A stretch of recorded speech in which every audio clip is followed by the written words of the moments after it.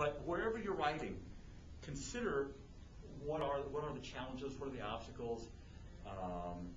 You know, if I'm like when I rode out here today, I rode on University because that's right where I live, and I got on the bike trail between 72nd and 80, whatever it is, 6th, because I wanted to see the trail riders, and then I rode out University the rest of the way. And where to ride, when you choose to ride on something like University, I'm not afraid of anything. I mean, I'm not stupid, you know, although people may, there may be a minority report on that, but I'm not going to do something that I know is going to cause me a higher risk of death.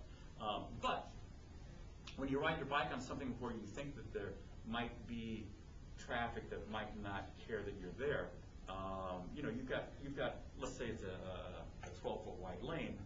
A lot of people will just instinctively go over to the shoulder side, and that's absolutely the worst place in the world to ride. Worst place in the world to ride. And the reason is because if you give them the whole lane, they're going to take it and a little bit more. And I've had so many friends that have been binged, you know, and knocked silly and killed by people who just didn't want to cross the center line, you know. So when I ride my bike, I ride it exactly where I ride when I drive my car, you know, and it's like that's that left-hand track of the lane. Because if they want to pass you on that side, go ahead, that's stupid, that's illegal. But they're going to see you because you're right in front of them. And they're going to know, I don't care, frankly, I don't care if they're upset with me. And I've said that on the radio show too. It's like my style, you know, I'm not making a lot of friends, I don't care. Because I want to save my life, I want to save your lives. If you choose to ride outside and somebody said, oh, that son of a bitch, West, he's just blah, blah, blah, I don't care. You know, if you're going to be there and you're going to be seen, because it's real easy for them to say, now I don't believe them for a minute, but they can say, well, I didn't see him because he was over there. But if you're right in front of him, it's kind of hard to say, I didn't see him. You know, you weren't paying attention, right? So that's where you ride. And it's easier if you've got more than one person because you can occupy the lane.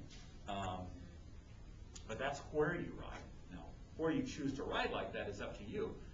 But I hate to have people tell me that I have to ride here when I want to go there. Apparently, there's some ordinance in West Des Moines that either is being proposed or is on the books and maybe isn't enforced. It says that if there's a bike path available, you got to ride the bike path. I ain't gonna do it. Well, I've supposedly just passed one for Hickman. Did they? Did. Yeah. They don't want people riding on Hickman, they want them on the bike trail. Yeah, the bike trails are dangerous. I tell you, they're dangerous. Because there's no glass, and you know, there's people who are riding slower, there's people who are walking, there's people who are walking dogs, there's people who are walking with little kids. I'm not riding, and I said it on the radio Sunday night, and I'll say it again here, and to the world, you know, City of West Des Moines versus Kim West. Yeah, bring it on. I'm not going to do it. And they do that in Ames on Grand Avenue. You know, they got the no bikes. Well, I'm going there. You know, you telling me I can't go there? I have special words for that. You know, it's insane. So, is that actually the law on Hickman, or? I think so. I think Clive passed a law that if there is a bike trail adjacent to the road, you have to be on the bike trail. That's excellent. I'm going to Clive. Well, yeah. What about all these new riders that are out, you know, on the sidewalk? Yeah. That's pretty unsafe too. Yeah, it is. Yeah.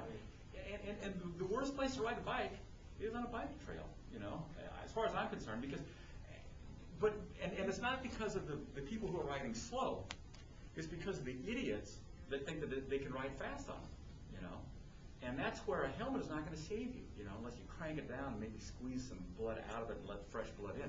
I've got friends who do that kind of stuff, and they think that the trail down to Cumming and Martinsdale is their personal speedway, you know, and that's just insane. I mean, I'd rather ride on East 14, you know, because you've got people, and they're in there still. Oh my God, I hate aero cars. Because they're going along like this, and they're going, you know, 25 miles an hour, just like, oh, I'm going to win, you know. And here's a little junior on his three-wheel. You know, there's no, you can't. It's just idiotic. So if you're one of those folks, that puts you in the Avid class. You don't know what you're doing. So, and I know, I was telling Kelsey beforehand, I used to take my helmet along and wear it the Sunday of Rag Ride because that's when all the idiots are there, you know. And after that, they sort of settle down and learn how to ride in groups. But I don't do that anymore because then you got to bag it along for the rest of the week. But yeah, trails aren't safe, and cities who, I think I said something about that. You know, what can the city do to address to attract more people like me? Like they want that. it changes hostile attitudes towards bicycles and bicyclists. Assume or ask us what we want and need. Do not assume that you know. And the prime example of that is that stupid, dangerous bridge under, or that underpass under Northwest Beaver. You know, that goes. Is it like the rail to rail? Trestle. Yeah, something like that. I mean, if it rains an inch or a heavy dew, you can't go through there, you know. And so not only is it stupid because you've got this thing and then you've got a hairpin turn right at the end of that, and there's no way to know who, I mean, that's just idiotic. But it also, you know, attracts all the water. I mean, this is the feeder. There's no drainage opportunities. I mean, I'm not an engineer, which is a good thing. Is there any engineers in here? All right.